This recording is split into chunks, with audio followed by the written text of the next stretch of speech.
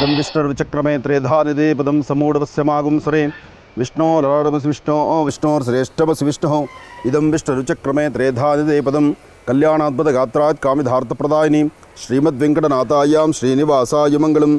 ಓಂ ಶ್ರೀ ತುಳಸಿ ಮಾತಾಯ ನಮಃ. ಓಂ ಶ್ರೀ ತುಳಸಿ ಮಾತಾಯ ನಮಃ. ಓಂ ಶ್ರೀ ತುಳಸಿ ಮಾತಾಯ ನಮಃ. ಪ್ರತಿಯೊಬ್ಬರ ಮನೆ ಮುಂದೆ ಒಂದು ತುಳಸಿ ಆರಾಧನೆ. ಈ ತುಳಸಿ ವಿಷ್ಣುದೇವರಿಗೆ ಬಹಳ ಪ್ರೀತಿ. ಸದಾಕಾಲ ವಿಷ್ಣುವಿನ ಪಾದಕಮಲದಲ್ಲೇ ಇದ್ದು ಸೇವೆ ಮಾಡಬೇಕು ಎಂಬತಕ್ಕಂಥ ಮಹಾಸಂಕಲ್ಪವನ್ನು ತೆಗೆದುಕೊಂಡವಳು ತುಳಸಿ. ಆದರೆ ಈ ತುಳಸಿಯಿಂದಲೇ ವಿಷ್ಣುದೇವರಿಗೆ ಶಾಪ ಕೊಟ್ಟದ್ದು. ವಿಷ್ಣು ತುಳಸಿ ಅಂದರೆ ತುಳಸಿಯೇ ವಿಷ್ಣುಗೆ ಶಾಪ ಕೊಟ್ಟಿದ್ದರಿಂದ ಒಂದು ಕಪ್ಪು ಶಿಲೆ ಆಗೋಯ್ತು.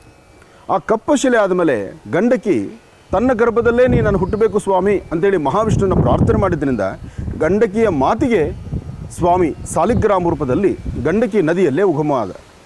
ಯಾರೊಬ್ಬ ಶಿಲ್ಪಿಯೂ ಕೆತ್ತನೆ ಮಾಡೋದಕ್ಕಾಗದಿರತಕ್ಕಂಥ ಅದ್ಭುತವಾದಂಥ ಒಂದು ರಚನೆ ಆಯಿತು.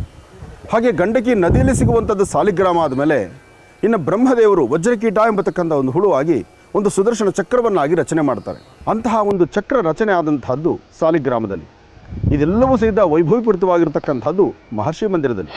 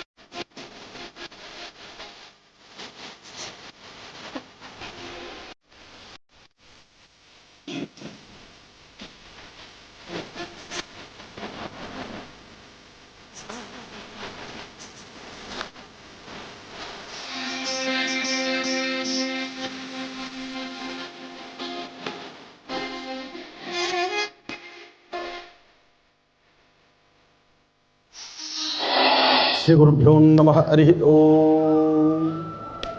ಶುಕ್ಲಾಂಬರಧರಂ ವಿಷ್ಣುಂ ಶಶಿವರ್ಣಂ ಚತುರ್ಭುಜಂ ಪ್ರಸನ್ನವದನಂ ಧ್ಯಾಯೇತ್ ಸರ್ವವಿಘ್ನೋಪಶಾಂತಯೇ ಅಗಜಾನನ ಪದ್ಮಾರ್ಕಂ ಗಜಾನನಮಹರ್ನಿಶಂ ಅನೇಕದಂತಭಕ್ತಾನಾಂ ಏಕದಂತಮುಪಾಸ್ಮಹೆ. ಲಕ್ಷ್ಮೀ ಬೋರಹಸ್ವಾಮಿಯ ಕ್ಷೇತ್ರಕ್ಕೆ ಬಂದಿರತಕ್ಕಂತಹ ಸಾಲಿಗ್ರಾಮ ಕ್ಷೇತ್ರಕ್ಕೆ ಬಂದಿರತಕ್ಕಂತಹ ಪ್ರತಿಯೊಬ್ಬ ಭಕ್ತರಿಗೂ ಶ್ರೀಮನ್ನಾರಾಯಣನಾದಂತಹ ಮಹಾವಿಷ್ಣುವಿನ ಲಕ್ಷ್ಮೀ ಬೋರಹಸ್ವಾಮಿಯ ಸಾಲಿಗ್ರಾಮ ಕ್ಷೇತ್ರದ ಭಗವಂತನಾದಂಥ ಸಾಲಿಗ್ರಾಮ ಮೂರ್ತಿ ತಮ್ಮೆಲ್ಲರಿಗೂ ಸಿದ್ಧ ಶುಭವನ್ನು ಉಂಟು ಮಾಡಲಿ. ಆಗಸ್ಟ್ 1ರಿಂದ 11ರವರೆಗೂ ನಡೀತಕ್ಕಂತಹ ಈ ಜಾತ್ರಾ ಮಹೋತ್ಸವದಲ್ಲಿ ನಿನ್ನೆಯಷ್ಟೇ ನಾಗರ ಪಂಚಮಿ ವಿಶೇಷವಾಗಿರ್ತಕ್ಕಂಥ ದಿನ. ನಿನ್ನೆಗೆ 1 ವರ್ಷ ಪೂರೈಸಿಕೊಂಡು 1 ವರ್ಷದ 1 ದಿನಕ್ಕೆ ಇವತ್ತು ಕಾಲಿಟ್ಟಾಯಿತು. 1 ವರ್ಷದ ಮೇಲೆ 1 ದಿನ ಇವತ್ತು ಪ್ರಥಮ. ನಾಳೆ ದೇವರಿಗೆ ವಸಂತೋತ್ಸವ. ಹಾಗೆ ನಿತ್ಯವೂ ನಿತ್ಯೋತ್ಸವವಾಗಿ ನಡೀತಿರ್ತಕ್ಕಂತಹ ಈ ಒಂದು ಕಾರ್ಯಕ್ರಮಕ್ಕೆ ಆಗಮಿಸಿರ್ತಕ್ಕಂತಹ ಭಕ್ತ ಸಾಗರವೂ ಅಷ್ಟೇ ವಿಶೇಷವಾಗಿದೆ. ಈ ಅದ್ಭುತವಾದಂತಹ ಕಾರ್ಯಕ್ರಮಕ್ಕೆ ಗಜಲಕ್ಷ್ಮಿಯ ಆವಾಹನೆಯಾಗಿ ಆನೆ ಮೇಲೆ ಅಂಬಾರಿ ಉತ್ಸವವನ್ನು ಕಟ್ಟಿಕೊಂಡು ಅಂಬಾರಿ ಉತ್ಸವದಲ್ಲಿ ತಾಯಿ ಮಹಾಲಕ್ಷ್ಮಿಯನ್ನು ಕೂಡಿಸಿ ವರಹಾದೇವರನ್ನು ಕೂಡಿಸಿ ಮೆರವಣಿಗೆ ಆಗಿರ್ತಕ್ಕಂಥ ಸುಂದರ ದೃಶ್ಯವನ್ನೂ ಕಣ್ತುಂಬಿಸಿಕೊಂಡಿದ್ದೇವೆ. ಇವತ್ತು ಆದಿತ್ಯಾದಿ ನವಗ್ರಹಗಳನ್ನು ಪ್ರಾರ್ಥನೆ ಮಾಡಿ ಅದರಲ್ಲೂ ಬಹಳ ಮುಖ್ಯವಾಗಿ ನೀಲಾಂಜನ ಸಮಾಭಾಸಂ ರವಿಪುತ್ರಂ ಹಿಮಾಗೃತಂ ಛಾಯಾ ಮಾರ್ತಾಂಡ ಸಂಭೂತಂ ತನ್ನಮಾಮಿ ಶನೇಶ್ವರಂ. ಭಗವಂತನಾದಂಥ ಶನೇಶ್ವರನ ಅನುಗ್ರಹವನ್ನು ಪಡೀಲಿಕ್ಕೋಸ್ಕರ ಜನ್ಮದಾರ್ಭ್ಯ ಇರ್ತಕ್ಕಂಥ ಕರ್ಮಫಲವನ್ನು ದೂರ ಮಾಡಿಕೊಳ್ಳಿಕ್ಕೋಸ್ಕರ ಎಷ್ಟೋ ಜನ ಸಾಕಷ್ಟು ಸಂಕಷ್ಟಗಳಲ್ಲಿದ್ದು ಗ್ರಹಗತಿಗಳಲ್ಲಿ ವ್ಯತ್ಯಾಸ ಆಗಿ ಗ್ರಹ ನಕ್ಷತ್ರಚಾರ ಪ್ರಕಾರ ಎಲ್ಲರಿಗೂ ಒಳಿತಾಗಬೇಕು ಎಂಬತಕ್ಕಂಥ ಚಿಂತನೆಯಿಂದ ಈ ಒಂದು ಅದ್ಭುತವಾದಂಥ ಕಾಯಕವನ್ನು ಮಾಡ್ತಿದ್ದೇವೆ. ತಾವೆಲ್ಲರೂ ದರ್ಶನ ಮಾಡಿಕೊಂಡಿದ್ದೀರಿ. ಭಗವಂತನ ಪ್ರಾರ್ಥನೆ ಮಾಡೋಣ. ಇಲ್ಲಿಗೆ ಆಗಮಿಸಿರ್ತಕ್ಕಂಥ ಭಕ್ತರು ಒಬ್ಬರೋ ಇಬ್ಬರು ಬಂದಿರತಕ್ಕಂಥದ್ದಲ್ಲ, 27 ನಕ್ಷತ್ರ 12 ರಾಶಿಗಳಿರ್ತಕ್ಕಂಥವರು ಬಂದಿದ್ದೀರಿ. ಈ ಮಹರ್ಷಿ ಮಂದಿರಕ್ಕೆ ಬಂದ ಮೇಲೆ ನಿಮ್ಮ ಜಾತಕಗಳಲ್ಲಿರ್ತಕ್ಕಂಥ ದೋಷ ದೂರ ಆಗಬೇಕು. ತಾವೆಲ್ಲರೂ ಸುಖ ಸಂತೋಷ ನೆಮ್ಮದಿಯಾಗಿರಬೇಕು. ಹಾಗಾಗಿ ಇವತ್ತು ಭಾಳ ವಿಶೇಷವಾಗಿ ಆದಿತ್ಯಾದಿ ನವಗ್ರಹಗಳನ್ನು, ಪ್ರತ್ಯೇಕವಾಗಿ ಶನೇಶ್ವರನು ಹಾಗೂ ತಾಯಿ ದುರ್ಗೆಯನ್ನು ಸಹಿತ ಆರಾಧನೆ ಮಾಡೋಣ. ಈ ಹವನವನ್ನು ನಡೆಸೋಣ. ಇವತ್ತಿನ ಸೇವೆಯಲ್ಲಿ ಭಾಳ ವಿಶೇಷವಾಗಿರ್ತಕ್ಕಂಥ ಸೇವಾ ಮನೋಭಾವದಿಂದ ಗಜಲಕ್ಷ್ಮಿಯ ಪೂಜೆ, ಗಣಪತಿಯ ಪೂಜೆ, ತಾಯಿ ಲಲಿತಾ ರಾಜರಾಜೇಶ್ವರಿ ಮಹಾಲಕ್ಷ್ಮಿಯ ಪೂಜಾ ಅನುಷ್ಠಾನ ಬಹಳ ಅರ್ಥಗರ್ಭಿತವಾಗಿ ನಡೆದಿದೆ. ಎಲ್ಲರಿಗೂ ಶುಭವಾಗಲಿ, ಒಳ್ಳೆಯದಾಗಲಿ. ಈಗಾಗಲೇ ಎಲ್ಲರೂ ಸಂಕಲ್ಪವನ್ನು ಮಾಡಿದ್ದೀರಿ. ನಿಮ್ಮ ಸಂಕಲ್ಪದ ಕಾರ್ಯ ಶೀಘ್ರವಾಗಿ ಸಿದ್ಧಿಯಾಗಲಿ ಅಂತ ನಾನು ಮತ್ತೊಮ್ಮೆ ಭಗವಂತನ ಪ್ರಾರ್ಥನೆ ಮಾಡ್ತೀನಿ. ಓಂ ಭೂಃ ಯಜ್ಞೇಶ್ವರಮಿದಮಾವಾಹಯಾಮಿ, ಭುವಃ ಯಜ್ಞೇಶ್ವರಮಾವಾಹಯಾಮಿ, ಸುವಃ ಯಜ್ಞೇಶ್ವರಮಾವಾಹಯಾಮಿ, ಭೋರ್ಭವ ಸ್ವಃ ಯಜ್ಞೇಶ್ವರಮಾವಾಹಯಾಮಿ, ಸ್ಥಾಪಯಾಮಿ ಪೂಜಯಾಮಿ. ಓಂ ಸುದರ್ಶನಾಯ ನಮಃ. ನಾನು ನನ್ನ ಬಾಲ್ಯದಲ್ಲಿದ್ದಾಗ ನನ್ನ ಜನ್ಮದಾತೆ ನನ್ನ ತಾಯಿ ಸಹಿತ ನನಗೂ 3 ನಾಮಗಳನ್ನು ಹಾಕಿ ಒಂದು ಪಾತ್ರೆಯನ್ನು ಕೊಟ್ಟು, ಪಾತ್ರೆಯೋ ಅಥವಾ ಪಂಚಪಾತ್ರೆಯೋ ಒಂದು ತಾಮ್ರದ ತಂಬಿಗೆಯೋ ದೇವ್ರ ಮನೇಲಿ ಏನು ಶಕ್ತಿ ಕೊಟ್ಟರೆ ಅದನ್ನು ಕರದಲ್ಲಿಟ್ಟುಕೊಂಡು 1-2-3 ಕುಟುಂಬಗಳಿಗೆ ಬಂದು ವೆಂಕಟೇಶಾಯ ಮಂಗಳಂ, ವೆಂಕಟೇಶಾಯ ಮಂಗಳಂ, ವೆಂಕಟೇಶಾಯ ಮಂಗಳಂ ಆ ಶ್ರೀಮನ್ನಾರಾಯಣನ ಪ್ರಾರ್ಥನೆ ಮಾಡ್ತಾ ಮಹಾವಿಷ್ಣು ಆರಾಧನೆ ಮಾಡಿ ಅದರಲ್ಲಿ ಬಂದಂತಹ ಧಾನ್ಯವೋ ನಾಣ್ಯವೋ ಏನಿದ್ದರೆ ಅದು ಆ ಕೊಟ್ಟಂಥ ಪದಾರ್ಥದಿಂದ 4 ಅಥವಾ 5 ಶನಿವಾರ ಆದ ನಂತರ ಆ ಪದಾರ್ಥದಲ್ಲಿ ತಂಬಿಟ್ಟನ್ನು ಮಾಡಿ ಆ ತಂಬಿಟ್ಟಲ್ಲಿ ತುಪ್ಪದ ದೀಪವನ್ನಿಟ್ಟು ತುಪ್ಪದ ಬತ್ತಿಯನ್ನಿಟ್ಟು ಅಂಟಿಸಿ ವಿಶೇಷವಾದಂತಹ ಆರಾಧನೆ ಮಾಡಿದಂಥ ಆ ಕ್ಷಣವನ್ನು ಇವತ್ತು ನಾವು ಜ್ಞಾಪಿಸ್ಕೊಳ್ಬೇಕು. ಆದರೆ ಇದೆಲ್ಲ ನಮ್ಮ ಭಾರತೀಯ ಹಿಂದೂ ಸನಾತನ ಧರ್ಮ, ಇದೊಂದು ದೊಡ್ಡ ಪರಂಪರೆ. ಹಾಗಾಗಿ ಶ್ರಾವಣ ಮಾಸ ಬಂತು ಅಂದರೆ ತಾಯಿ ಮಹಾಲಕ್ಷ್ಮಿಯನ್ನು ಮಹಾವಿಷ್ಣುವನ್ನು ಆರಾಧನೆ ಮಾಡ್ತಕ್ಕಂತಹ ಈ ಶುಭಗಳಿಗೆ ಇದು ಒಂದು ಭಾಗದಲ್ಲಿ ಹೀಗಿದ್ದರೆ, ಉತ್ತರ ಕರ್ನಾಟಕದಲ್ಲಿ ಇದು ಇನ್ನೊಂದು ಹೆಜ್ಜೆ ಮುಂದಿದೆ. ಉತ್ತರ ಕರ್ನಾಟಕದಲ್ಲಿ ಶ್ರಾವಣ ಮಾಸದಲ್ಲಿ ಸೋಮೇಶ್ವರ, ಸುಂದರೇಶ್ವರ, ಪರಮೇಶ್ವರನ ಆರಾಧನೆ ಮಾಡ್ತಕ್ಕಂಥ ದಿನ. ಅತ್ತ ಶಿವಾರಾಧನೆ, ಇತ್ತ ವಿಷ್ಣು ಆರಾಧನೆ, ಶಿವಕೇಶವರ ಆರಾಧನೆ ಮಾಡ್ತಕ್ಕಂಥ ಈ ಶುಭಗಳಿಗೆ ತಮ್ಮೆಲ್ಲರಿಗೂ ಶ್ರೇಯಸ್ಸು ಉಂಟಾಗಲಿ, ಶುಭ ಉಂಟಾಗಲಿ. ಗೋವಿಂದ ಗೋವಿಂದ ಗೋವಿಂದ. ಏರುಕೊಂಡಲವಾಡ ವೆಂಕಟರಮಣ ಗೋವಿಂದ.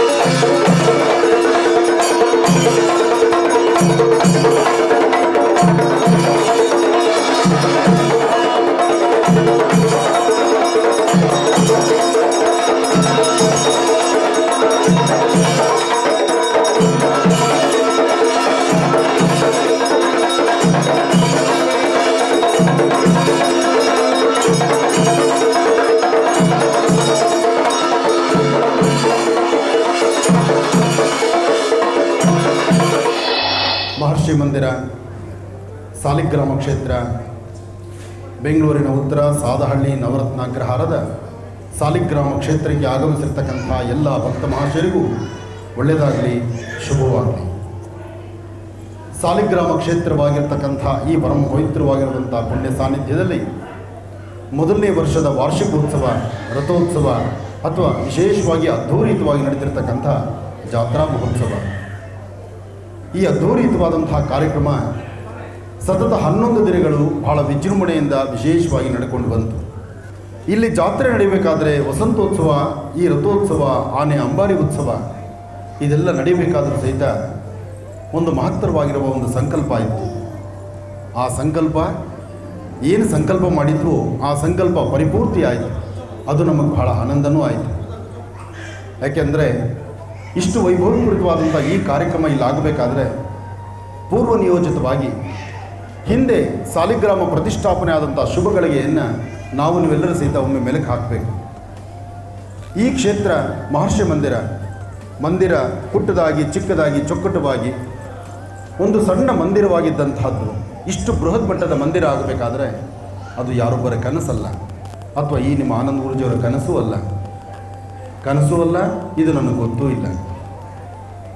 ನೋಡ್ತಾ ಇದ್ದ ಹಾಗೆ ಅದ್ಭುತವಾದಂಥ ವರಹ ಸಾಲಿಗ್ರಾಮ ಬಂತು. ನಾನು ಕಂಡದ್ದು ಪುಟ್ಟ ಸಾಲಿಗ್ರಾಮಗಳೇ, ಆದರೆ ಅಷ್ಟು ಬೃಹತ್ ಮಟ್ಟದ ಸಾಲಿಗ್ರಾಮ ಆಶ್ರಮಕ್ಕೆ ಬಂದಾದ ಮೇಲೆ ಅದರಿಂದ ಅನುಕೂಲ ಪಡೆದವರು, ಸಂಕಲ್ಪ ಮಾಡಿದವರು, ಸಂಕಲ್ಪ ಮಾಡಿ ಕೆಲಸ ಕಾರ್ಯಗಳು ಸಿದ್ಧಿಪಡಿಸ್ಕೊಂಡವರು ಒಬ್ಬಿಬ್ಬರಲ್ಲ, ಸಾವಿರಾರು ಜನ. ಯಾರೆಲ್ಲ ಸೇವೆಯನ್ನು ತೆಗೆದುಕೊಂಡು, ಯಾರೆಲ್ಲ ಅವರ ಮನಸ್ಸಂಕಲ್ಪ ಸಿದ್ಧಿ ಆದ ಮೇಲೆ ಪುನಃ ಅವರ ಸಂಕಲ್ಪಗಳನ್ನು ಸಿದ್ಧಿ ಆದದ್ದನ್ನು ಹೇಳಿದ ಮೇಲೆ ಇಲ್ಲಿ ಒಂದು ಆಲಯ ಆಗಬೇಕು, ಇಲ್ಲೇ ಸ್ವಾಮಿ ನಿಂತುಕೊಳ್ಬೇಕು ಎಂಬತಕ್ಕಂಥ ಒಂದು ಆಸೆಯಿಂದ ಸ್ವಾಮಿನ ಪ್ರತಿಷ್ಠಾಪನೆ ಮಾಡಬೇಕು ಅನ್ನೋ ಆಸೆಯಲ್ಲಿ ಮುಂದೆ ಬಂದೆ. ಅದಾದ ಮೇಲೆ ಸಂಕಲ್ಪ ಮಾಡಿ 9 ದಿನಕ್ಕೆ ನಾನು ಪ್ರತಿಷ್ಠಾಪನೆಯನ್ನು ಮಾಡಿಸಿದ್ದೀನಿ. ಲಕ್ಷ್ಮೀ ಬೋರಹ ಸ್ವಾಮಿ ಗರ್ಭಗುಡಿಯಲ್ಲಿ ಸೇರಿ ಆಯಿತು. ಹಾಗೆ ಅಂದಿನಿಂದ ಇಂದಿನವರೆಗೂ ನಿರಂತರವಾಗಿ ಬರುವ ಭಕ್ತರನ್ನು ಹರಿಸಿ ಆಶೀರ್ವದಿಸಿದ್ದಾಯಿತು. ಇದೇ ಸಮಯದಲ್ಲಿ ಮೃತ್ತಿಗೆ ಪ್ರಸಾದವನ್ನು ಪರಿಚಯ ಮಾಡಿದ್ದಾಯಿತು.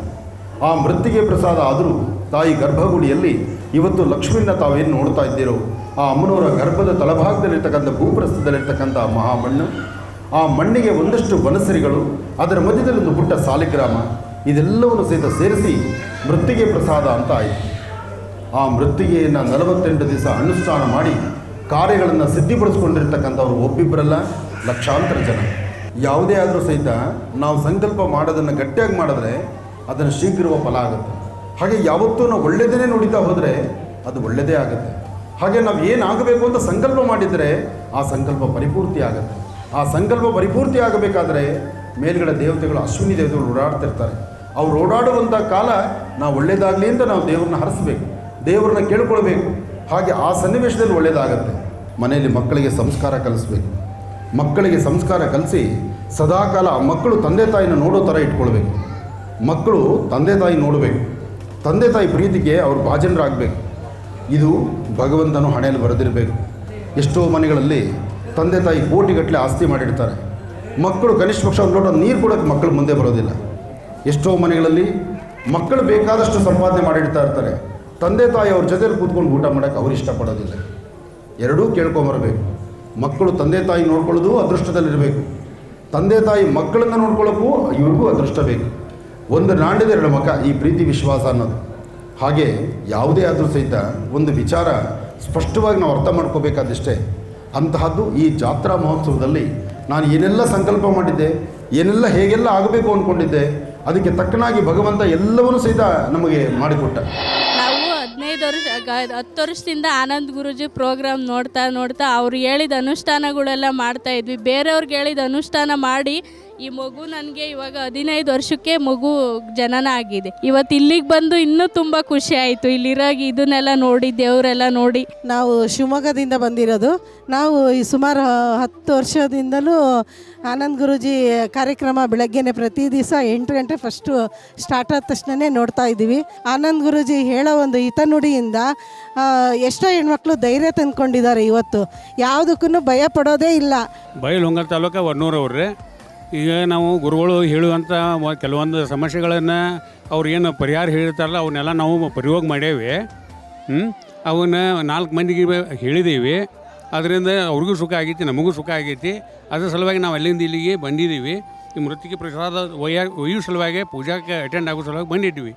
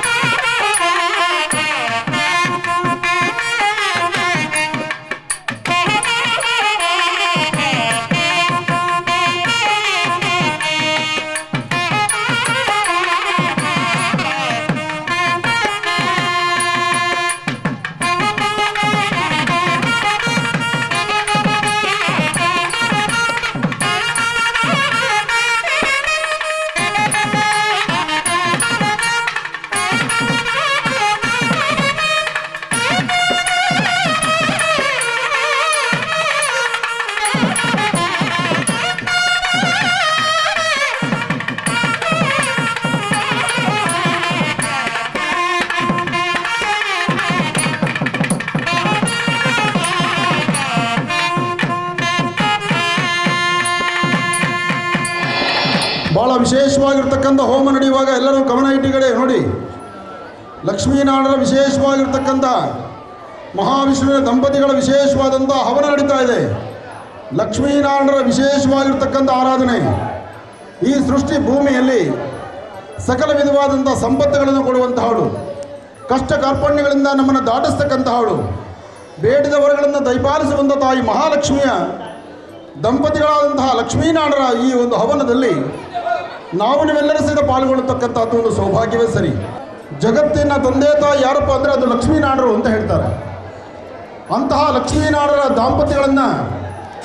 ಆ ದಂಪತಿಗಳನ್ನು ನೋಡಿ ಆನಂದಿಸುವಂಥದ್ದು, ಸ್ಮರಿಸುವಂಥದ್ದು, ಆರಾಧನೆ ಮಾಡುವಂಥದ್ದು ವಸಂತೋತ್ಸವದ ಕಾಲ. ವಸಂತ ಮಾಧವನ ಅನುಷ್ಠಾನದಿಂದ ವಿವಾಹ ಆಗದಿರತಕ್ಕಂತಹವರಿಗೆ, ಮದುವೆ ಆಗದಿರತಕ್ಕಂಥವರು ವಸಂತ ಮಾಧವನ ಪೂಜೆ ಮಾಡ್ತಾರೆ. ಮದುವೆ ಆದಮೇಲೆ ದಂಪತಿಗಳ ಮಧ್ಯೆ ಸುಖ ಸಂತೋಷ ನೆಮ್ಮದಿ ಇಲ್ಲ ಅಂದರೆ ಅವರು ವಸಂತ ಮಾಧವನ ಪೂಜೆ ಮಾಡ್ತಾರೆ. ವಸಂತ ಮಾಧವ ಅಂದರೆ ಏನಪ್ಪ ಅಂದರೆ ಹಾಲು ಮತ್ತು ಜೇನು ಸೇರಿಸಿದ ಹಾಗೆ ವಸಂತ ಮಾಧವನ ಅನುಷ್ಠಾನ, ಲಕ್ಷ್ಮೀನಾರಾಯಣರ ಅನುಷ್ಠಾನ, ಬ್ರಹ್ಮ ವಿಷ್ಣು ಮಹೇಶ್ವರರ ಅನುಷ್ಠಾನ, ಹೀಗೆ ವಿಶೇಷವಾಗಿರ್ತಕ್ಕಂಥದ್ದು. ಹಿಂದೆ ಮಹಾವಿಷ್ಣು ಅಸುರರ ಸಂಹಾರ ಮಾಡಿದ ಮೇಲೆ ತನ್ನ ಬಿಲ್ಲು ಬಾಣವನ್ನು ತಾನು ಕೈಲಿ ಹಿಡಿದಿರ್ತಾನೆ.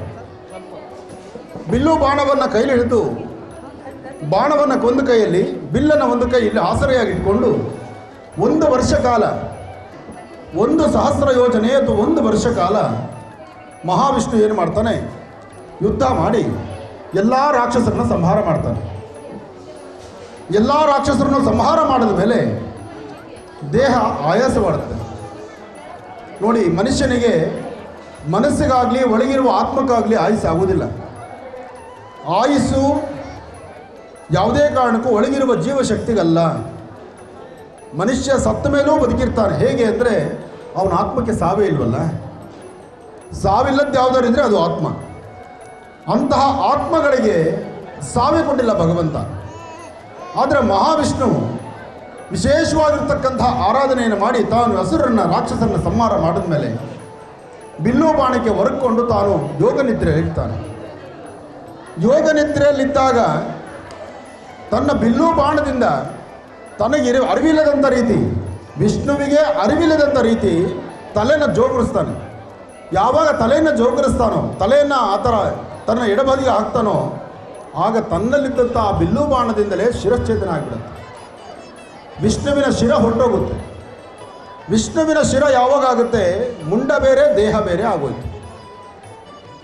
ದೇಹ ಬೇರೆ ಮತ್ತು ತಲೆ ಮತ್ತು ದೇಹ ಯಾವಾಗ ಎರಡು ಬೇರೆ ಬೇರೆ ಆಗೋಯ್ತು, ಇದನ್ನು ನೋಡಿದಂತಹ ಬ್ರಹ್ಮ ಮತ್ತು ವಿಷ್ಣುವಿಗೆ ಬ್ರಹ್ಮ ಮತ್ತು ಶಿವನಿಗೆ ಆಲೋಚನೆ ಶುರುವಾಯಿತು.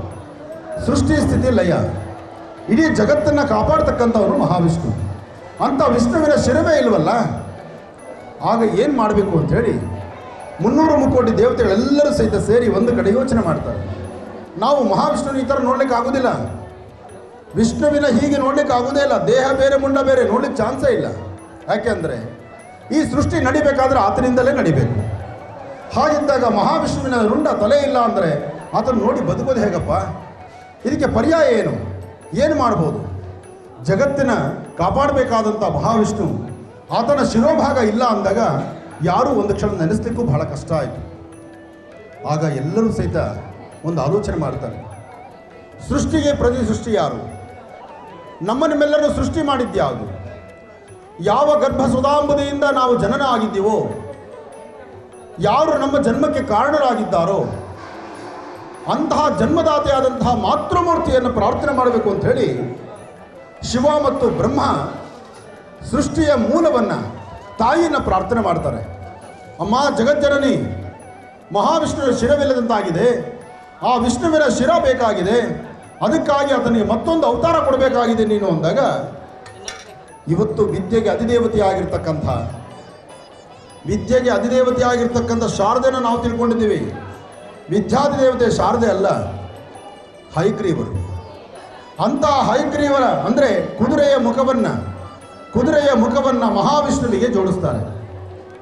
ಮಹಾವಿಷ್ಣುವಿಗೆ ಕುದುರೆಯ ಮುಖವನ್ನು ಜೋಡಿಸಿ ಸಕಲ ವಿಧವಾದಂಥ ವಿದ್ವತ್ತು ವಿದ್ಯೆ ಎಲ್ಲ ನಿನ್ನಲ್ಲಿದೆಯಪ್ಪ, ನೀನೇ ದಯಪಾಲಿಸಬೇಕು ಅಂತ ಹೇಳಿ ಕುದುರೆಯ ಮುಖದಿಂದ ಮಹಾವಿಷ್ಣು ಅನುಗ್ರಹಕ್ಕೆ ಪಾತ್ರರಾಗ್ತಾರೆ.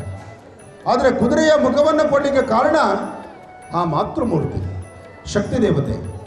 ಅದಕ್ಕೆ ಶಕ್ತಿಗಿನ್ನ ದೊಡ್ಡದು ಮತ್ತೊಂದಿಲ್ಲ, ಹೆಣ್ಣಿಗಿನ್ನ ಒಳ್ಳೆ ಮನಸ್ಸಿರುವಂಥ ಗುಣ ಮತ್ತೊಬ್ಬರಿಗಿಲ್ಲ.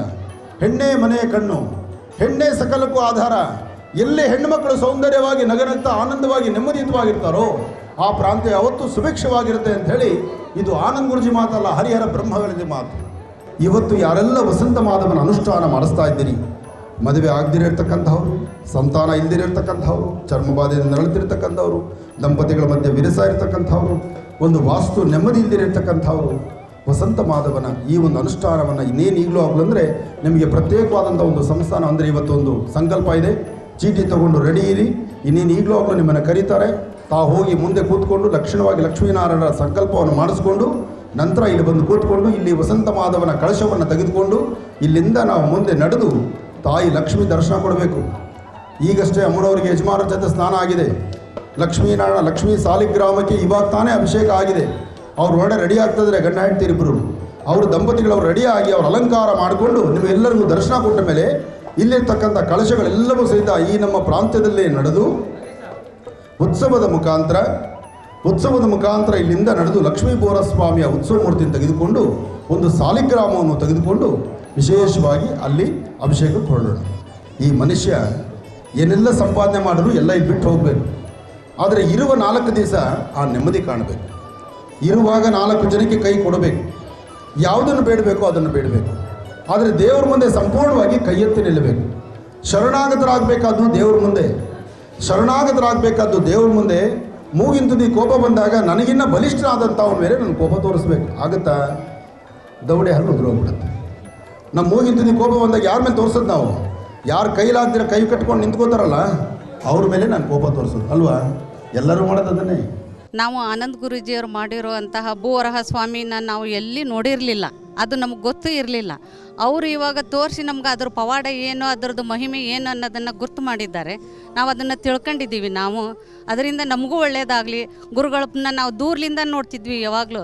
ಇವತ್ತು ನಾವು ಅವ್ರ ಪಕ್ಕಕ್ಕೆ ನಿಂತ್ಕೊಂಡು ನಾವು ಅವ್ರ ಹತ್ರನ ಮಾತಾಡಿ ಅವ್ರ ಆಶೀರ್ವಾದ ಪಡ್ಕೊಂಡೇವಿ. ನಮಗೂ ಒಳ್ಳೆಯದಾಗಲಿ. ನಮ್ಗೆ ಅವ್ರಿಗೆ ಎಲ್ಲ ರೀತಿಯೂ ಒಳ್ಳೇದಾಗೈತೆ. ಅವ್ರು ಹೇಳೋದು ರೀತಿ ಎಲ್ಲ. ಅದಕ್ಕೆ ಅಲ್ಲಿಂದ ಟೀನರ್ಶಿಪ್ಪದಿಂದ ಬಂದಿದ್ದೀವಿ ನೋಡೋಕ್ಕೋಸ್ಕರ, ಆನಂದ್ ಗುರೂಜಿ ನೋಡೋಕ್ಕೋಸ್ಕರ, ಅವ್ರ ಆಶೀರ್ವಾದ ಪಡ್ಕೊಳ್ಳೋಕ್ಕೋಸ್ಕರ ಬಂದಿದ್ದೀವಿ. ಕೊಪ್ಪಳಿಂದ ಬಂದೀವ್ರಿ. ಆನಂದ್ ಗುರೂಜಿ ದರ್ಶನ ಮಾಡೋದು ಎಲ್ಲ ಒಳ್ಳೆಯದಾಗಿದೆ. ಅವ್ರದ್ದು ಇನ್ನೊಂದು ದರ್ಶನ ಮಾಡಬೇಕಂತ ಬಂದೀವ್ರಿ. ಈಗ ಲಕ್ಷ್ಮೀನಾರಾಯಣ ಸ್ವಾಮಿಯ ವಿಶೇಷವಾದಂಥ ವಸಂತ ಮಾಧವ ಹೋಮನ ಶುರು ಮಾಡೋಣ. ಇನ್ನು ಸಮಯ ಮುಂದೆ ಹೋಗುತ್ತೆ. ಯಾರಿಗೂ ಹೊಟ್ಟೆ ಹಸಿವಾಗಿಲ್ಲ, ಎಲ್ಲರ ಮುಖದಲ್ಲೂ ಮಂದಹಾಸ ಇದೆ, ನಗುಮುಖ ಇದೆ. ಆ ನಗುಮುಖ ಹಾಗೇ ಇರಲಿ. ಹಿಂದೆಲ್ಲ ಋಷಿಮುನಿಗಳ ಕಾಲದಲ್ಲಿ ತಪಸ್ಸು ಮಾಡಿ ವರ್ಷಗಳು ತಪಸ್ಸು ಮಾಡೋರು. ಇವತ್ತು ಧ್ಯಾನಕ್ಕೆ ಅರ್ಧ ಗಂಟೆ ಕೂತ್ಕೊಂಡ್ರೆ ಮಧ್ಯಾಹ್ನ 2 ಗಂಟೆಗೆ ಯಾವುದೋ ಫಿಲ್ಮ್ ರಿಲೀಸ್ ಆಗಿದೆ ಅಂತ ಯೋಚನೆ ಮಾಡ್ತೀವಿ ನಾವು. ಹಂಗಾಗಬಾರ್ದು. ಯಾವುದೇ ಕಾರಣಕ್ಕೂ ಕೂತ್ಕೊಂಡು ಅನುಷ್ಠಾನ ಮಾಡಿಬಿಟ್ರೆ ದೇವ್ರ ಮುಂದೆ ಕೂತ್ಕೊಂಡಾಗ ಸಂಪೂರ್ಣವಾಗಿ ನಮ್ಮನ್ನು ನಾವು ಮರೆತು ಭಗವಂತನ್ನೇ ನೋಡಬೇಕು. ಹಾಗೆ ಗರ್ಭಗುಡಿಯೊಳಗೆ ಹೋದಾಗ ಯಾರು ಕಣ್ಣು ಮುಚ್ಚಬೇಡಿ. ದೇವರ ಹತ್ತಿರಕ್ಕೆ ಹೋದಾಗ ಕಣ್ಣು ತುಂಬ ದೇವರು ನೋಡಿ ಆ ದೇವ್ರನ್ನ ಮನೆಗೆ ಹೋಗಿ ಜ್ಞಾಪಿಸ್ಕೊಂಡ್ರೆ ಆ ದೇವ್ರ ಕಣ್ಣು ಮುಂದೆ ಬರಬೇಕು. ನಾವೇನು ಮಾಡ್ತೀವಿ, ಕಷ್ಟಪಟ್ಟು ತಿರುಪತಿಗೆ ಹೋಗೋದು, ಇನ್ನೇನು ಒಳಗಡೆ ದೇವ್ರು ನೋಡೋಕೆ ಹೋದಾಗ ಕಣ್ಣು ಮುಚ್ಕೊಂಡು ನಿಧಾನಕ್ಕೆ ಮೆಟ್ಲ ಮೇಲೆ ಕಾಲಿಟ್ಕೊಂಡು ಹೋಗೋದು. ಆನಂದ್ ಗುರೂಜಿಯವರು ಮತ್ತೊಂದು ಬೇಡಿಕೆ ನಿಮ್ಮ ಮುಂದೆ ಹೇಳೋದು ಏನಪ್ಪ ಅಂದರೆ, ನಿಮಗೆ ಸಾಧ್ಯವಾದರೆ ಎಲ್ಲೇ ಗೋವು ಕಂಡ್ರು ಗೋವನ್ನು ರಕ್ಷಣೆ ಮಾಡಬೇಕಾದ ಧರ್ಮ. ಕೆಲವರು ಮನೆಗಳಲ್ಲಿ ಏನು ಮಾಡ್ತಾರೆ, ಹಸು ಸಾಕಿರೋರು ಹಾಲು ಕರ್ಕೊಂಡು ಹಸುವನ್ನು ರಸ್ತೆಗೆ ಹೊಡಿತೀರಿ ಅಥವಾ ಇನ್ನೆಲ್ಲೋ ಮೇಕೊಂಬರಲಿ ಅಂತ ಕಳಿಸ್ತೀರಿ. ಆದರೆ ಮಾರ್ಗ ಮಧ್ಯದಲ್ಲಿ ಅಕಸ್ಮಾತ್ ಬೇರೆ ಯಾವುದೋ ಗಾಡಿಗಳಿಗೆ ತೊಂದರೆ ಆದರೆ ಅದು ಅಚಾತುರ್ಯ ಆಗುತ್ತೆ, ಸಮಸ್ಯೆ ಆಗುತ್ತೆ. ಅದಕ್ಕೆ ಆಗಬಾರ್ದು. ಅಂಥ ಗೋವುಗಳನ್ನು ಸಂರಕ್ಷಣೆ ಮಾಡಿ. ಎರಡನೇದು, ಒಂದು ಗೋ ಆಶ್ರಮ ಮಾಡಬೇಕು ಅಂತ ನಮ್ಮ ಆಶ್ರಮದಲ್ಲಿ ಮೊದಲು ಒಂದು ಹಸುನ ನಾನು ಹೇಳಿದ್ನಲ್ಲ ಫ್ಯಾನು ಮತ್ತು ಒಂದು ಹಸುನ ಕಳಿಸಿದ್ರು. ಈಗ 16 ಹಸುಗಳಾಗಿದೆ. ನಮಗೆ ಮೇವು ಸ್ವಲ್ಪ ಕಷ್ಟ ಆಗ್ತಾ ಇದೆ. ಕಷ್ಟ ಆಗ್ತಾ ಇರೋದ್ರಿಂದ ನಿಮ್ಮಲ್ಲಿ ಯಾರಿಗಾದರೂ ನಿಮ್ಮ ಪ್ರಾಂತ್ಯದಲ್ಲಿ ನಿಮ್ಮ ಜಮೀನುಗಳಲ್ಲಿ ಹಸಿರು ಮೇವು, ಹುಲ್ಲು ಅಥವಾ ಜೋಳದ ಕಡ್ಡಿನೋ ಏನಾದರೂ ಇದ್ದರೆ ನಮಗೆ ಆನಂದ್ ಗುರೂಜಿಯವರ ಆಶ್ರಮಕ್ಕೆ ಬರೀ ಅಕ್ಕಿ, ಬೆಲ್ಲ, ಬಾಳೆಹಣ್ಣು ಮಾತ್ರ ಅಲ್ಲ, ಇದನ್ನು ಮೀರಿರೋದು ಗೋವಿಗೆ ಗೋಗ್ರಾಸ ಅಂದರೆ ಗೋವಿ ಬೇಕಾದ ಹುಲ್ಲು. ಅಂಥದ್ದು ಯಾರಿಗಾದರೂ ಶಕ್ತಿ ಇದ್ದರೆ ಒಂದಷ್ಟು ಆಶ್ರಮಕ್ಕೆ ಕಳಿಸ್ಕೊಡಿ. ನಿಮ್ಮ ಕೈಲಾದಷ್ಟು ಒಂದಷ್ಟು ಗೋವುಗಳಿಗೆ ಊಟ ನಡೀಲಿ. ಒಂದು ಗೋವನ್ನು ಒಂದು ದಿನ ಸಂರಕ್ಷಣೆ ಮಾಡಿದ್ರೆ 1 ವರ್ಷ ಒಬ್ಬ ಬ್ರಾಹ್ಮಣನಿಗೆ ಊಟ ಹಾಕಿದಷ್ಟು ಪುಣ್ಯ. ಅರ್ಥ ಮಾಡ್ಕೊಳ್ಳಿ. ಒಂದು ಹಸುವಿಗೆ 1 ಹೊತ್ತಿನ ಗೋವಿಗೆ ಊಟ ನೀವು ಹಾಕಿದ್ರೆ, ಆ ಹುಲ್ಲು ಹಾಕಿದ್ರೆ ಒಬ್ಬ ಬ್ರಾಹ್ಮಣನ ಮನೇಲಿ ಇಟ್ಕೊಂಡು 1 ವರ್ಷ ಸಾಕಿದಷ್ಟು ಪುಣ್ಯ ಸಿಗುತ್ತೆ. ಇದು ನಾನು ಹೇಳೋ ಮಾತಲ್ಲ, ಗ್ರಂಥಗಳಲ್ಲಿ ಬರೆದಿರುವ ಮಾತು. ಅಂತಹ ಗ್ರಂಥ ಆಧಾರಿತ ಪ್ರಕಾರ ಗೋಗ್ರಾಸ ಕೊಡಬೇಕಾದ್ದು, ಗೋವನ್ನು ನಮಸ್ಕಾರ ಮಾಡಬೇಕಾದ್ದು. ಅದು ಯಾವ ಗೋವು ಬಾಲವನ್ನು ನೆಲ ಮುಟ್ಟಿಸುತ್ತೋ, ನೆಲ ಮುಟ್ಟುವ ಗೋವಿನಲ್ಲಿ ಒಂದು ಶಕ್ತಿ ಇದೆ. ಏನಪ್ಪ ಅಂದರೆ ಅಂತಹ ಗೋವನ್ನು ನೋಡಿದ್ರೆ ಸಾಕಂದೆ, ಆ ಬಾಲ ನೆಲಕ್ಕೆ ಮುಟ್ಟಿರೋದು ನೋಡಿದ್ರೆ ನಮ್ಮ 7 ಜನ್ಮದಲ್ಲಿ ಮಾಡಿರೋ ಪಾಪಕರ್ಮ ದೂರ ಅಂತಾರೆ. ಮನುಷ್ಯ ಸತ್ತ ನಂತರ ಎಲ್ಲರೂ ಅರ್ಥ ಮಾಡ್ಕೊಳ್ಳಿ, ಮನುಷ್ಯ ಬದುಕಿರುವವರೆಗೂ ರಾಜ, ಸತ್ತ ಮೇಲೆ ಅವನ ಆತ್ಮ ಮನೆಯವರು ಅಳದು ನೋಡಿ ಅಯ್ಯೋ ಅನ್ನತ್ತಂತೆ. ಆದರೆ ಅಳೋರು ಎಲ್ಲಿ ತನಕ ಅಳ್ತಾರೆ ಅಂದರೆ ದೇಹ ಸ್ಮಶಾನಕ್ಕೆ ಹೋಗೋವರೆಗೂ ಮಾತ್ರ ಅಳ್ತಾರೆ. ಅದಾದಮೇಲೆ ಸ್ನಾನ ಮಾಡಿ ಹೊಟ್ಟೆ ಹಸಿವು ಬಾಧೆ ಯಾರು ಅಡುಗೆ ತರ್ತಾರೋ ಮನೆಗೆ ತಟ್ಟೆ ಎಲೆ ಹಾಕೊಂಡು ಊಟ ಮಾಡೋಣಪ್ಪ ಅಂತ ಇನ್ನೂ ಕೆಲವು ಜನ ನೋಡಬೇಕು. ಮನೇಲಿ ಹೆಣ ಇರುತ್ತೆ, ಆಗಲೇ ಲಕ್ಷಣ ಉಪ್ಪಿಟ್ಟು, ಕೇಸರಿ ಬಾತು, ಏನೋ ಮನೆ ಪಕ್ಕದ ಮನೆಯವರು ಯಾರೋ ಪುಣ್ಯಾತರು ತಂದುಕೊಟ್ರಪ್ಪ ಅಂತ ಇನ್ನೂ ಪ್ರತಿ ದಿವಸ 100 ಗ್ರಾಮ್ ತಿನ್ನೋರು ಅವತ್ತು 200 ಗ್ರಾಮ್ ತಿನ್ನೋಕ್ಕೆ ಶುರು ಮಾಡ್ತಾರೆ. ಅದು ಅವ್ರ ತಪ್ಪಲ್ಲ.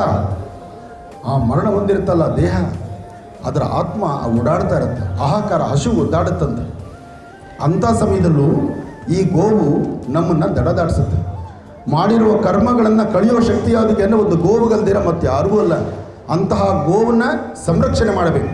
ಅದಕ್ಕೆ ಯಾರಾದರೂ ಮರಣ ಹೊಂದಿದ್ರೆ ಅವ್ರ ಹೆಸರಲ್ಲಿ ಒಂದು ಗೋವನ್ನು ಕೊಡ್ತಾರೆ. ಯಾಕೆ ಕೊಡ್ತಾರೆ ಅಂದರೆ ಅವರನ್ನು ಸಲೀಸಾಗಿ ವೈಕುಂಠದತ್ತ ಕಳಿಸ್ಲಿ, ಕೈಲಾಸಕ್ಕೆ ಕಳಿಸ್ಲಿ, ಭಗವಂತನ ಪಾದ ಸೇರಿಸ್ಲಿ ಅಂತ ಹೇಳಿ ನಮ್ಮನ್ನು ಅಲ್ಲಿರ್ತಕ್ಕಂಥ ವೈಕರ್ಣಿಕ ಎಂಬತಕ್ಕಂಥ ನದಿ ದಾಟಿಸೋದಕ್ಕೋಸ್ಕರ ಒಂದು ಗೋವಿನ ಬಾಲ ಹಿಡಿದು ದಾನ ಮಾಡ್ತಾರೆ. ಗೋ ದಾನ ಮಾಡಬೇಕಾದ್ದು ಮುಂದೆ ಹಿಡಿರ್ತಕ್ಕಂಥ ಮೂತಿ ಹಗ್ಗ ಅಲ್ಲ, ಮೂಗ್ದಾರ ಅಲ್ಲ ಹಿಡಿದು ದಾನ ಮಾಡಬೇಕಾದ್ದು, ಹಸುವಿನ ಬಾಲ ಹಿಡಿದು ದಾನ ಮಾಡಬೇಕು. ಯಾಕೆಂದರೆ ಹಸುವಿನ ಬಾಲದಲ್ಲಿ 300 ಮುಕ್ಕೋಟಿ ದೇವತೆಗಳಿರ್ತಾರೆ. ಅದರ ಮೇಲ್ಭಾಗದಲ್ಲಿ ಆ ಯೋನಿ ಭಾಗದಲ್ಲಿ ತಾಯಿ ಲಕ್ಷ್ಮಿ ಕೂತಿರ್ತಾಳೆ. ಲಕ್ಷ್ಮಿ ಬೇರೆಲ್ಲೂ ಇಲ್ಲ, ಹಸುವಿನ ಯೋನಿ ಭಾಗ. ಹಸುವು ಎಲ್ಲಿ ಗೋಮಯ ಹಾಕುತ್ತೋ ಆ ಜಾಗದಲ್ಲೇ ಲಕ್ಷ್ಮಿ ಕೂತಿರೋದು. ಅದಕ್ಕೋಸ್ಕರ ಇದೆಲ್ಲ ಭಾಳ ಅರ್ಥಗರ್ಭಿತವಾದ್ದು. ನಿಮಗೆ ಸಾಧ್ಯವಾದರೆ ಒಂದಷ್ಟು ಗೋಗ್ರಾಸ ಕೊಡಿ, ನಮ್ಮ ಆಶ್ರಮಕ್ಕಾದರೂ ಕೊಡಿ, ಎಲ್ಲಾದರೂ ಗೋವುಗಳನ್ನು ಸಂರಕ್ಷಣೆ ಮಾಡಿ. ಒಳ್ಳೆಯದಾಗಲಿ, ಶುಭವಾಗಲಿ. ಗೋವಿಂದ ಗೋವಿಂದ ಗೋವಿಂದ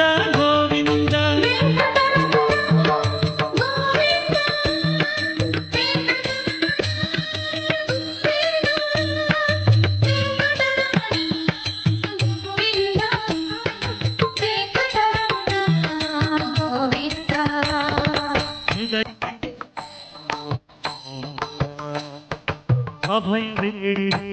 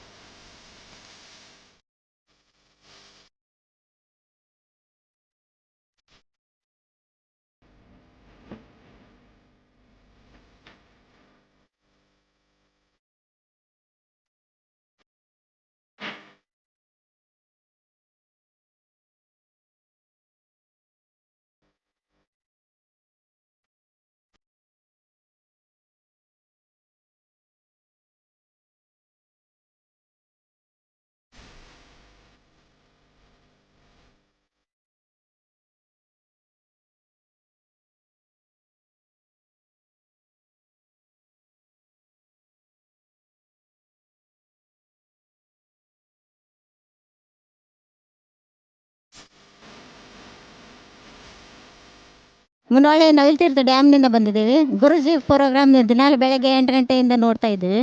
ನಮಗೆಲ್ಲ ಒಳ್ಳೆಯದಾಗಿದೆ. ಆನಂದ್ ಗುರೂಜಿಯವ್ರ ದರ್ಶನ ಮಾಡಬೇಕು ಅಂತ ತುಂಬ ಇಷ್ಟ ಆಯಿತು. ಇವತ್ತು ನಮ್ಮ ಫ್ಯಾಮ್ಲಿ ಸಮೇತ, ನಮ್ಮ ಕುಟುಂಬದವ್ರ ಸಮೇತ ಬಂದಿದ್ವಿ. ತುಂಬ ಖುಷಿ ಆಯಿತು. ಮತ್ತು ಗುರುಗಳ ದರ್ಶನವೂ ಆಯಿತು. ಭೂವರ ಸ್ವಾಮಿ ದರ್ಶನ ಮಾಡೋಕ್ಕೆ ಹೋಗ್ತಾ ಇದ್ದೀವಿ. ನಾನು ಡೈಲಿ ಟಿ ವಿನಲ್ಲಿ ನೋಡಿ ಆನಂದ್ ಗುರೂಜಿ ಅವ್ರು ಹೇಳಿದ್ದು ನಿಯಮನೇ ಪಾಲಿಸ್ಕೊಂಡು ಬಂದೆ. ಅವ್ರನ್ನ ನೋಡೋಕ್ಕೆ ಇವತ್ತು ಅದೃಷ್ಟ ಸಿಕ್ಕಿತ್ತು. ಇವತ್ತು ನೋಡಿ ಭಾಳ ಖುಷಿ ಆಯಿತು. ನನ್ನ ಕಷ್ಟ ಪರಿಹಾರ ಆಯ್ತು ಅಂತ ಇವತ್ತಿಗೆ ನಾನು ತಿಳ್ಕೊತೀನಿ. ಆನಂದ್ ಗುರೂಜಿ ಅವರು ಎಲ್ಲರಿಗೂ ಒಳ್ಳೇದಾಗಲಿ ಅಂತಲೇ ಚೆನ್ನಾಗಿ ಪೂಜೆ ಪುನಸ್ಕಾರಗಳು ಮತ್ತು ಅವ್ರು ಏನೂ ಖರ್ಚಿಲ್ಲದೆ ಇರೋ ಥರ ಪೂಜೆನೇ ಹೇಳ್ತಾರೆ. ಅಂಥ ಖರ್ಚಾಗುವಂಥ ಪೂಜೆ ಎಲ್ಲ ಏನು ಹೇಳಲ್ಲ. ನಾನು ತುಮಕೂರು ಜಿಲ್ಲೆ ಗುಬ್ಬಿ ತಾಲೂಕಿಂದ ಬಂದಿದ್ದೀನಿ. ಸುಮಾರು ನಾನು 9 ವರ್ಷದಿಂದ ಆನಂದ್ ಗುರೂಜಿನ ನೋಡಬೇಕು ಅಂತ ಇದ್ದೆ. ಆದರೆ ನನಗೆ ಆನಂದ್ ಗುರೂಜಿಯವ್ರ ದರ್ಶನ ನನಗೆ ಆಗಲಿಲ್ಲ. ಆದರೆ ಸುಮಾರು ಈಗ ಒಂದು 2 ತಿಂಗಳಿಂದ ಆನಂದ್ ಗುರೂಜಿಯವ್ರ ದರ್ಶನ ಮತ್ತು ಭೂವರಾಹ ಸ್ವಾಮಿ ದರ್ಶನ ಚೆನ್ನಾಗಾಯಿತು. ನಾವು ಇಲ್ಲಿ ಅಂದ್ಕೊಂಡಂಗೆ ಎಲ್ಲ ಅಂದ್ಕೊಂಡಿದ್ದಕ್ಕಿಂತ ಇನ್ನೂ ಜಾಸ್ತಿನೇ ಆಗಿದೆ ಇಲ್ಲಿಗೆ ಬಂದಾಗ್ಲಿಂದನೂ ಅಂತ ಹೇಳೋದಕ್ಕೆ ಇಷ್ಟಪಡ್ತೀನಿ. ಆನಂದ್ ಗುರೂಜಿ ಅಂದರೆ ಎಡ್ದಾಡೋ ದೇವರತ್ತ. ಅವ್ರು ಹೇಳಿದ್ದೆಲ್ಲ ಚೆನ್ನಾಗಾಗ್ಯದ. ಎಲ್ಲ ಪಾಲಿಸ್ರಿ, ತಂದೆ ತಾಯಿ ನೋಡ್ರಿ, ಎಲ್ಲ ಚೆನ್ನಾಗಾಗ್ಯದ. ನನಗೆ ಹತ್ನಲ್ಲಿಗೆ ಬಂದಲ್ಲಿಂದ ಮನೆ ಕಟ್ಟೀನಿ. ನನ್ನ ಮಗ ಜಾಬ್ ಬಂದದ, ಪೊಲೀಸ್ ಆಗ್ಯಾನ. ಮತ್ತು ಮೊಮ್ಮಕ್ಕಳು ಮದುವೆ ಆಯಿತು, 2 ಗಂಡು ಮೊಮ್ಮಕ್ಕಳು ಹುಟ್ಟ್ಯಾರ. ನನಗೇನು ಕಡಿಮೆ ಮಾಡಿಲ್ಲ, ಎಲ್ಲ ದೇವರು ಒಳ್ಳೇದು ಮಾಡ್ಯಾನ. ಭಾಳ ಅದ್ಧೂರಿಯಾಗಿ ಇದು 10,000 ಜನಗಳು ಇಲ್ಲಿ ಬಂದು ಈ ಒಂದು ಸ್ವಾಮಿಯ ಈ ಒಂದು ದರ್ಶನ ಮಾಡಿ ಈ ಒಂದು ತೀರ್ಥ ಪ್ರಸಾದಗಳೆಲ್ಲ ಇದು ತೊಗೊಂಡೋಗಿದ್ದಾರೆ. ಯಾರು ಏನೇ ಕಷ್ಟಗಳಿದ್ರೂ ಕೂಡ ಈ ಒಂದು ಭೂವರಾಹ ಸ್ವಾಮಿ ದೇವಸ್ಥಾನಕ್ಕೆ ಬನ್ನಿ, ಅವರ ಇದು ಎಲ್ಲ ಕಷ್ಟಗಳಿಗೂ ಕೂಡ ನಿವಾರಣೆ ಆಗತ್ತೆ ಅಂತ ನಾನು ಹೇಳ್ತೀನಿ. ಬೆಂಗಳೂರು ಆನಂದ್ ಗುರೂಜಿಯವರ ಆಶ್ರಮದಲ್ಲಿ ಮುತ್ತಿಗೆ ಪ್ರಸಾದ ತೊಗೊಂಡು ಹೋಗಿ 48 ದಿವಸ ಅನುಷ್ಠಾನ ಮಾಡಿದೆವು. 48 ದಿವಸದ ಒಳಗೆ ನಮ್ಮ ಮಗನ ಲಗ್ನ ಆಯಿತು. ಸಂತೋಷವಾಯಿತು. ನಾವು ಯಾವಾಗಲೂ ಅವ್ರು ಹೇಳುವಂತಹ ನುಡಿಗಳು ಮತ್ತು ಅನುಷ್ಠಾನಗಳನ್ನ ಫಾಲೋ ಮಾಡಿಕೊಂಡೇ ಬಂದಿದ್ದೀವಿ. ನಮ್ಮ ತಂದೆಯವರು ಇವಾಗ ಆನಂದ ಸಿದ್ಧಿಪೀಠಮಲ್ಲಿ ಈ ವಾರ್ಷಿಕೋತ್ಸವಕ್ಕೆ ಸೇವೆ ಮಾಡಲು ಬಂದಿದ್ದರು. ನಾವು ಎಲ್ಲರೂ ಒಂದು ಸೇವೆ ಮಾಡೋಕ್ಕೆ ಬಂದು ನಾವು ತುಂಬ ಖುಷಿಯಾಗಿದ್ದೀವಿ. ಎಲ್ರಿಗೂ ಆರೋಗ್ಯ ಕೊಟ್ಟು ಶಕ್ತಿ ಕೊಟ್ಟು ತಾವು ಏನು ಅಂದ್ಕೊಂಡಿದ್ದೀರೋ ಆ ಇಷ್ಟ ಕಾರ್ಯ ಎಲ್ಲ ಆ ಭೂವರಾಹ ಸ್ವಾಮಿ ಎಲ್ರಿಗೂ ಒಳ್ಳೇದು ಮಾಡಲಿ. ಭಗವಂತ ಎಲ್ರಿಗೂ ಹೆಚ್ಚು ಶಕ್ತಿ ಕೊಟ್ಟು ನೆಮ್ಮದಿ ಕೊಟ್ಟು ದೇಶ ರಾಜ್ಯ ಎಲ್ಲ ಸುಭಿಕ್ಷವಾಗಿರಬೇಕು ಅಂತ ನಾನು ಆ ಸ್ವಾಮಿನ ನಾನು ಪ್ರಾರ್ಥನೆ ಮಾಡ್ಕೊಂಡಿದ್ದೀನಿ. ಎಲ್ರಿಗೂ ಒಳ್ಳೆಯದಾಗಲಿ.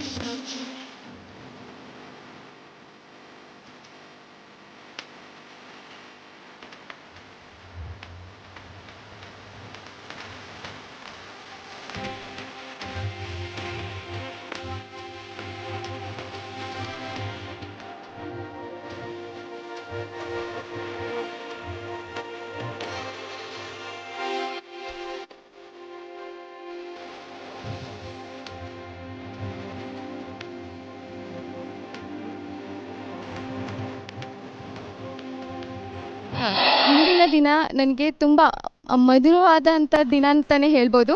ಹಾಗೆ ನಾನು ಇಲ್ಲಿ ಬಂದು ಪರ್ಫಾರ್ಮ್ ಮಾಡೋದಕ್ಕೆ ಅವಕಾಶ ಮಾಡಿಕೊಟ್ಟಿರುವಂತಹ ಆನಂದ್ ಗುರೂಜಿ ಅವರಿಗೆ ಧನ್ಯವಾದಗಳು ಹೇಳ್ತೀನಿ.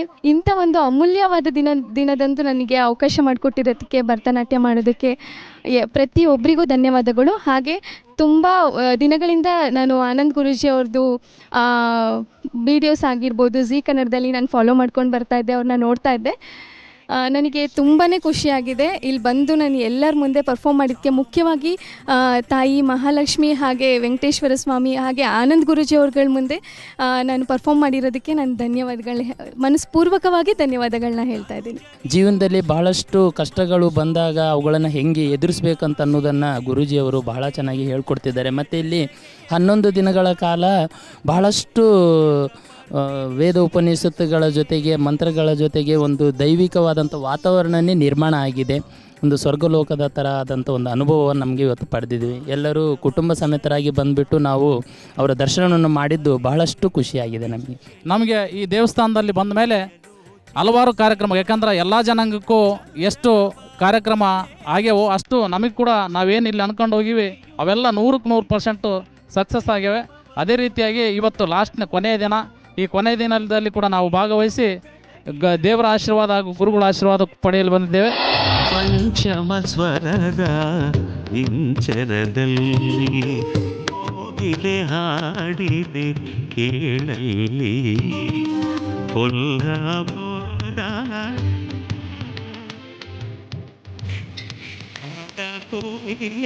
ಗುಡಿಯಲ್ಲಿ ಪಂಚಮ ಸ್ವರದ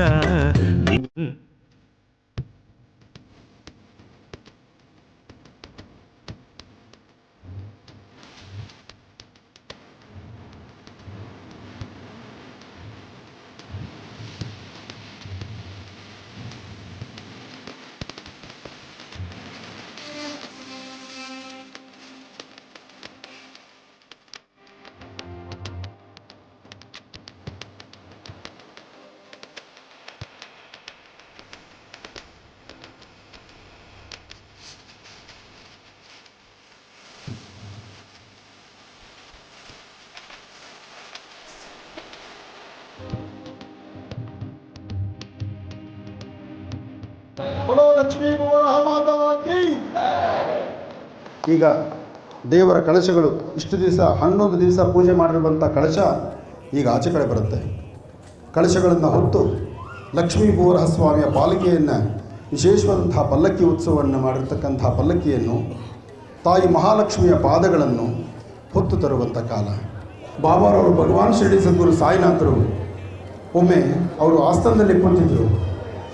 ಕೂತ್ಕೊಂಡಾಗ ಅವ್ರ ಭಕ್ತ ಒಬ್ಬ ಹೇಳ್ದ, ಸ್ವಾಮಿ ಇಷ್ಟು ದಿವಸ ನಿಮ್ಮ ಸೇವೆ ನಾನು ಮಾಡಿದ್ದೀನಿ, ಗಂಗಾದಿ ಸಕಲ ತೀರ್ಥಗಳನ್ನು ಮಿಂದು ತೇಲಿದ್ರೆ ಈ ಜನ್ಮ ಪಾವನ ಅಂತ ಹೇಳ್ತಾರೆ, ನಾನು ಹೋಗಿ ಗಂಗಾ ನದಿ ಸ್ನಾನ ಮಾಡಿ ಬರ್ತೀನಿ ಅಂತ ಹೇಳ್ತಾರೆ.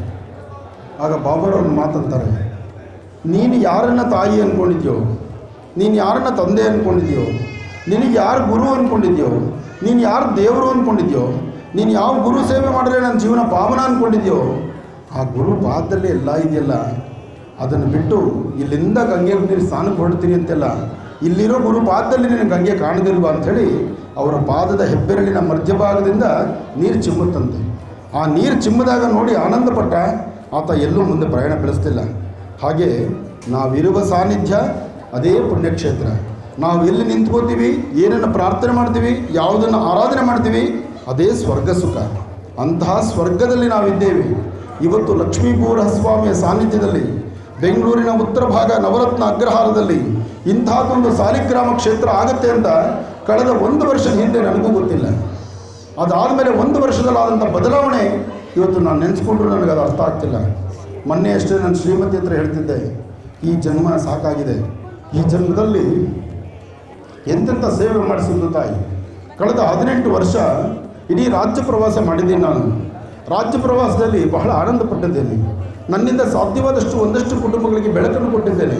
ಆ ತೃಪ್ತಿ ನನಗಿದೆ. ಭಗವಂತ ನನ್ನೊಳಗೆ ನಿಂತು ಇಂತಹ ಅದ್ಭುತವಾದ ಸೇವೆ ಮಾಡಿಸಿದ್ದಾನೆ. ಈ ಸೇವೆ ಎಷ್ಟು ಜನಕ್ಕೆ ಸಿಗಬೇಕು? ಆನಂದ್ ಗುರುಜಿನ ಎಲ್ಲರೂ ಮನೆ ಮಗ ಅಂತ ಒಪ್ಕೋಬೇಕಾದ್ರೆ, ಬೆಳಿಗ್ಗೆಯಿಂದ ಎಲ್ಲ ಕಾರ್ಯಕ್ರಮ ನೋಡಿ ಒಂದು ಕರೆ ಕೊಟ್ಟರೆ ನೀವೆಲ್ಲ ಇಲ್ಲಿ ಬರಬೇಕಾದ್ರೆ, ಇದು ನನ್ನಿಂದ ಅಲ್ಲ, ನನ್ನ ತಂದೆ ತಾಯಿಯ ಆಶೀರ್ವಾದ. ಅವರ ಆಶೀರ್ವಾದದೊಂದಿಗೆ ಇಂತಹ ಅದ್ಭುತವಾದ ಕೆಲಸ ನಡೀತಾ ಇದೆ. ಈ ಕಾರ್ಯಕ್ರಮ ವೀಕ್ಷಣೆ ಮಾಡೋರಿಗಾಗಲಿ, ಈ ಕಾರ್ಯಕ್ರಮ ನೋಡೋರಿಗಾಗಲಿ ಎಲ್ಲರಿಗೂ ಸಹಿತ ಭಗವತಿಯ ಸಂಪೂರ್ಣ ಅನುಗ್ರಹ ಉಂಟಾಗಲಿ, ಪ್ರತಿಯೊಬ್ಬರ ಮನೆಯಲ್ಲೂ ಸುಖ ಶಾಂತಿ ನೆಮ್ಮದಿ ಸಿಗಲಿ ಎಂಬತಕ್ಕಂಥ ಒಂದೇ ಚಿಂತನೆ ಈ ನಿಮ್ಮ ಮಹರ್ಷಿಗಳು.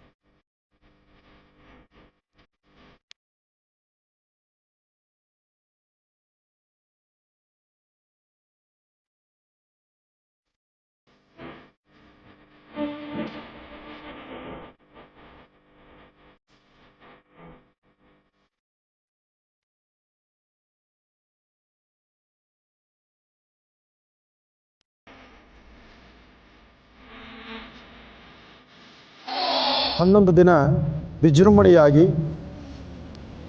ಯಾವುದೇ ಅಡ್ಡಿ ಆತಂಕಗಳಿಲ್ದಿರ ಏನು ಸಂಕಲ್ಪ ಮಾಡಿದ್ವೋ ಆ ಸಂಕಲ್ಪವನ್ನು ಪರಿಪೂರ್ತಿಯಾಗಿ ಭಗವಂತನ ಕೃಪೆಯಿಂದ ಎಲ್ಲವೂ ಸಾಂಗೋಪಾಂಗವಾಗಿ ನಿರ್ವಿಘ್ನವಾಗಿ ಗಣಪತಿಯ ಅನುಗ್ರಹದಿಂದ ಎಲ್ಲವೂ ಸುಭಿಕ್ಷವಾಗಿ ನಡೆದಿದೆ. ಈಗ ಭಗವತಿಯ ಅನುಗ್ರಹ ಪಡೆದಂಥ ಈ ಶುಭಗಳಿಗೆ ವಸಂತೋತ್ಸವ ಕಾಲ, ವಸಂತ ಮಾಧವನ ಪ್ರಾರ್ಥನೆಯಾಗಿ ಈ ಮಂಟಪದಲ್ಲಿ ಲಕ್ಷ್ಮೀಭೂವರ ಸ್ವಾಮಿಯನ್ನು ಸ್ಥಾಪನೆ ಮಾಡಿದ್ದೇವೆ. ಈ ಮಂಟಪದಲ್ಲಿ ಸ್ಥಾಪನೆ ಆಗಿರ್ತಕ್ಕಂತಹ ಲಕ್ಷ್ಮೀಭೂವರ ವೈಕಾನಸ ವೈಷ್ಣವ ದೇವಸ್ಥಾನದಲ್ಲಿ ಇದು ಚಕ್ರಸ್ನಾನ ಅಂತ ಹೇಳ್ತಾರೆ. ಅಂದರೆ ಧರ್ಮದ ಪತಾಕೆಯನ್ನು ಹಾರಿಸಿರುವಂಥ ಧ್ವಜ ಮತ್ತು ಚಕ್ರ ಆಳ್ವಾರಗಳಿಗೆ ವಿಶೇಷವಾಗಿರ್ತಕ್ಕಂಥ ಚಕ್ರಸ್ನಾನ ಮಾಡಿ ಆ ತೀರ್ಥ ಜಲದಲ್ಲಿ ಎಲ್ಲರೂ ಸ್ನಾನ ಮಾಡ್ತಕ್ಕಂಥದ್ದು. ಅಂತಹ ಅದ್ಭುತವಾದಂತಹ ಕಾಲ. ಇಲ್ಲಿ ಕಲ್ಯಾಣಿಯ ವ್ಯವಸ್ಥೆ ಇಲ್ಲದರಿಂದ ಕಲ್ಯಾಣಿನ ಹಿಂಭಾಗದಲ್ಲಿ, ದೇವರ ಹಿಂಭಾಗದಲ್ಲಿ ದೊಡ್ಡ ಪಾತ್ರೆಯನ್ನು ಇಟ್ಟು ಅದರೊಳಗಡೆ ಹರಿದ್ರ ಮತ್ತು ಕುಂಕುಮ ಮತ್ತು ಓಕಳಿ ನೀರನ್ನು ಸಿದ್ಧತೆ ಮಾಡಿ ದೇವಿಗೆ ಓಕಳಿ ನೀರಲ್ಲಿ ಮೊದಲು ಸ್ನಾನ ಆಗಬೇಕು. ಅದಾದ ನಂತರ ಈ ಕಳಶಗಳಿರ್ತಕ್ಕಂಥ ಜಲ ಎಲ್ಲ ಸಹಿತ ಆ ಓಕಳಿ ನೀರಿಗೆ ಮಿಶ್ರಿತವಾಗಿ ಆ ನೀರಿನಿಂದ 3 ಬಾರಿ ದೇವಿಗೆ ಸಂಪನ್ನವಾಗಿ ಸ್ನಾನ ಆದ ನಂತರ ಆ ದೇವಿಗೆ ಸ್ನಾನವಾಗುವಂಥ ಆ ತೀರ್ಥವನ್ನು ನಾವು ಮೈಮೇಲೆ ಹಾಕ್ಕೊಂಡ್ರೆ ಮನುಷ್ಯನ ಜೀವನದಲ್ಲಿರ್ತಕ್ಕಂಥ ತಾನು ಮಾಡಿರ್ತಕ್ಕಂಥ ಕರ್ಮಫಲಗಳು ದೂರ ಆಗುತ್ತೆ ಅಂತ ಹೇಳ್ತಾರೆ. ಎಷ್ಟೋ ಜನ್ಮ ದಾಟಿದ್ರೆ ಒಂದು ಮಾನವ ಜನ್ಮ, ಎಷ್ಟೋ ಜನ್ಮಗಳು ದಾಟಿದ್ರೆ ಒಂದು ಮಾನವ ಜನ್ಮ. ಅಂತಹ ಮಾನವ ಜನ್ಮ ನಮಗೆ ಸಿಕ್ಕಂಥದ್ದು ಒಂದು ಸೌಭಾಗ್ಯ. ಅಂತಹದ್ರಲ್ಲಿ ಸಾಲಿಗ್ರಾಮ ಕ್ಷೇತ್ರದಲ್ಲಿ ಇವತ್ತು ಇಷ್ಟು ಅದ್ಭುತವಾದಂಥ ಕಾರ್ಯಕ್ರಮ ಎಲ್ಲರೂ ಸಹಿತ ವೀಕ್ಷಣೆ ಮಾಡ್ತಿದ್ದೀವಿ. ವರಹಾದೇವರಿಗೆ ನಡೀತಕ್ಕಂತಹ ಈ ಒಂದು ಮಂಗಳ ಸ್ನಾನವನ್ನು, ವಸಂತ ಸ್ನಾನವನ್ನು ಎಲ್ಲರೂ ಮೊದಲು ಕಣ್ತುಂಬಿಸ್ಕೊಳ್ಳಿ. ಅದಾದ ನಂತರ ತಾವು ಸಹಿತ ಭಕ್ತರು ಇವತ್ತು ಸೇವೆ ಮಾಡಿಸಿರ್ತಕ್ಕಂಥ ಸೇವಾಕರ್ತರು ಮೊದಲು ಬಂದು ದೇವರ ತಲೆ ಕೂತ್ಕೊಂಡ್ರೆ ಅವ್ರಿಗೂ ಸಹಿತ ಈ ಸ್ನಾನ ಆಗುತ್ತೆ. ಅದಾದ ನಂತರ ಸಾಮೂಹಿಕವಾಗಿ ಭಕ್ತರಿಗೂ ಸಹಿತ ಈ ವ್ಯವಸ್ಥೆ ಇದೆ. ಭಕ್ತರು ಮುಂದೆ ಬಂದು ಸ್ನಾನ ಮಾಡಬಹುದು, ತಪ್ಪಲ್ಲ. ಹಾಗಾಗಿ 11 ದಿನಗಳ ಕಾರ್ಯಕ್ರಮ ಇವತ್ತಿಗೆ ಸಂಪೂರ್ಣವಾಗಿ ವಿಜೃಂಭಣೆಯಾಗಿ ನಡೆದಂತಹ ವಿಜಯೋತ್ಸವದ ಕಾರ್ಯಕ್ರಮ. ಇದು ವಿಜಯೋತ್ಸವದ ಕಾರ್ಯಕ್ರಮ, ಸಂಪನ್ನ ಕಾರ್ಯಕ್ರಮ.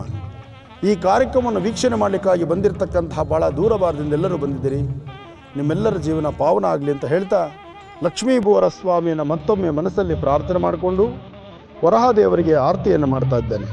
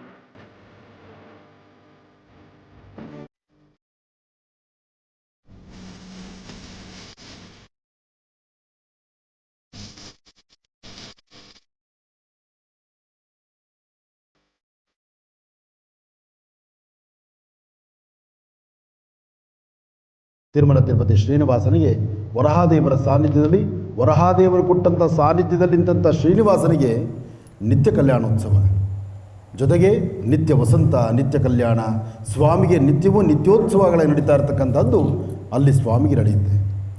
ಆದರೆ ಸ್ವಾಮಿ ಸ್ಥಳವನ್ನು ಕೊಟ್ಟಂಥ ಶ್ರೀನಿವಾಸನಿಗೆ ಅಷ್ಟು ವೈಭೋಗ ಇದೆ. ಆದರೆ ವರಹಾದೇವರಿಗೆ ನಡೀತಕ್ಕಂಥ ಒಂದು ವರ್ಷಕ್ಕೆ ಒಮ್ಮೆ ನಡೆಯುವಂಥ ಜಾತ್ರಾ ಮಹೋತ್ಸವ ಅಥವಾ ರಥೋತ್ಸವ ಕಾಲದಲ್ಲಿ ಆಗ ಸ್ವಾಮಿಗೆ ಶಯನೋತ್ಸವ ಇದೆ. ಹಾಗೆ ಇಲ್ಲಿರ್ತಕ್ಕಂಥ ಬೆಂಗಳೂರಿನ ಉತ್ತರ ಭಾಗ ನವರತ್ನ ಅಗ್ರಹಾರ ಸಾದಹಳ್ಳಿಯಲ್ಲಿರ್ತಕ್ಕಂಥ ನವರತ್ನ ಅಗ್ರಹಾರದ ಮಹರ್ಷಿ ಮಂದಿರ ಸಾಲಿಗ್ರಾಮ ಕ್ಷೇತ್ರ. ಈ ಸಾಲಿಗ್ರಾಮ ಕ್ಷೇತ್ರದಲ್ಲಿ ಲಕ್ಷ್ಮೀ ಬೋರಹ ಸ್ವಾಮಿಗೆ ಇಲ್ಲೂ ಸಹಿತ ಇವತ್ತಿನ ದಿವಸ ವಸಂತೋತ್ಸವ ನಡೆಯಿತು.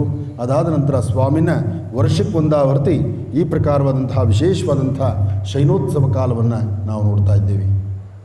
ಏನೇ ಆದರೂ ರಥೋತ್ಸವ ಕಾಲಗಳಲ್ಲಿ ಇದೆಲ್ಲವೂ ನಡೆಯುತ್ತೆ. ರಥೋತ್ಸವ ಕಾಲದಲ್ಲಿ ಪ್ರಾರಂಭ ಧ್ವಜಾರೋಹಣ ಆದರೆ ಧ್ವಜ ಅವರೋಹಣ ಆಗ್ತಕ್ಕಂಥದ್ದು ವಸಂತ ಆದ ನಂತರ. ಈಗ ಆ ಧ್ವಜ ಅವರೋಹಣವಾಗಿ ಇನ್ನು ಸ್ವಾಮಿ ಶಯನೋತ್ಸವ ಹೊರಡುವ ಕಾಲ.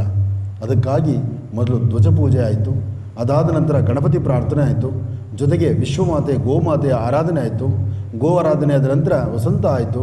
ಇನ್ನೆಲ್ಲ ಮುಗಿದಾದ ನಂತರ ಸ್ವಾಮಿನ ವಿಶ್ರಾಂತಿ. ಯಾಕೆಂದರೆ ವರ್ಷದ 365 ದಿವಸ ದಿನದ 24 ಗಂಟೆ ನಿರಂತರ ಸೇವೆ, ಭಕ್ತರಿಗೆ ದರ್ಶನ ಕೊಟ್ಟು ಭಗವಂತ ಒಂದು ದಿವಸ ಮಾತ್ರ ಶಯನದಲ್ಲಿರ್ತಾನಂತೆ. ಅಂತಹ ಶಯನದ ಉತ್ಸವ ಈ ಶುಭ ಭಾನುವಾರದಂದು, ರವಿವಾಸರದಂದು ಸ್ವಾಮಿಗೆ ನಡೆಸ್ತಾ ಇದ್ದೀವಿ. ಈ ಕಾರ್ಯಕ್ರಮವನ್ನು ಮಹರ್ಷಿವಾಣಿ ಕಾರ್ಯಕ್ರಮದ ಸಮಸ್ತ ವೀಕ್ಷಕ ಬಂಧುಗಳು ತಾವೆಲ್ಲರೂ ವೀಕ್ಷಣೆ ಮಾಡ್ತಾ ಇದ್ದೀರಿ. ಸಾಲಿಗ್ರಾಮ ಕ್ಷೇತ್ರ ಮಹರ್ಷಿ ಮಂದಿರದಲ್ಲಿ ನಡೆದಂಥ ಈ ಅದ್ಭುತ ಕಾರ್ಯಕ್ರಮವನ್ನು ತಾವೆಲ್ಲ ವೀಕ್ಷಣೆ ಮಾಡ್ತಿದ್ದೀರಿ. ತಮ್ಮೆಲ್ಲರ ಮನಸ್ಸಲ್ಲಿರುವಂಥ ನಿಮ್ಮ ಆಸೆ ಆಕಾಂಕ್ಷೆಗಳು, ನಿಮ್ಮ ವಾಸ್ತುಗೃಹದಲ್ಲಿರ್ತಕ್ಕಂತಹ ಭೂದೋಷ, ನಿಮ್ಮ ಯಾವುದೇ ಜಮೀನು ಆಸ್ತಿ ಎಂಥದ್ದಿದ್ದರೂ, ಎಂಥ ತಕರಾರಿದ್ದರೂ ಎಲ್ಲವೂ ದೂರ ಆಗಿ ಎಲ್ಲವುದರಲ್ಲೂ ಸಹಿತ ಸುಖ ಶಾಂತಿ ನೆಮ್ಮದಿ ಸಿಗುವಂಥದ್ದಾಗಲಿ. ಪ್ರತಿಯೊಬ್ಬರ ಕುಟುಂಬದಲ್ಲೂ ಸಹಿತ ನಿಮ್ಮ ದಾಂಪತ್ಯ ಚೆನ್ನಾಗಿರಲಿ. ದಾಂಪತ್ಯ ಚೆನ್ನಾಗಿದ್ದು ಹಸನ್ಮುಖಿತನ ನಗುಮುಖ ಇರಲಿ. ಜೊತೆಗೆ ಪ್ರತಿಯೊಬ್ಬರ ಮನೆಯಲ್ಲೂ ಸಹಿತ ಗಂಡ ಹೆಂಡತಿಯರು ಹ್ಯಾಪಿಯಾಗಿ ಸಂತೋಷವಾಗಿ ನಗನಗ್ತಾ ಇರುವಂಥದ್ದಾಗಲಿ. ಆ ಸುಖ ಸಂತೋಷ ನಿಮಗೆ ಸಿಗಲಿ ಅಂತ ಹೇಳಿ ಲಕ್ಷ್ಮೀ ಬೋರ ಸ್ವಾಮಿನ ನಾನು ಪ್ರಾರ್ಥನೆ ಮಾಡ್ತೀನಿ. ಜೊತೆಗೆ ವಿಶೇಷವಾಗಿರ್ತಕ್ಕಂಥ ನಾದಸ್ವರದೊಂದಿಗೆ ಲಾಲಿ ಹಾಡಿನೊಂದಿಗೆ. ಆದರೆ ಅದರ ಮುನ್ನ ಷೋಡಶೋಪಚಾರ ಪೂಜೆ ಮಾಡೋಣ. ಯಾವುದೇ ಆದರೂ ಷೋಡಶೋಪಚಾರ ಪೂಜೆಯಿಂದಲೇ ಪ್ರಾರಂಭ ಆಗಬೇಕು. ಶ್ರೀ ವೆಂಕಟೇಶನ ನಿಗಮೆ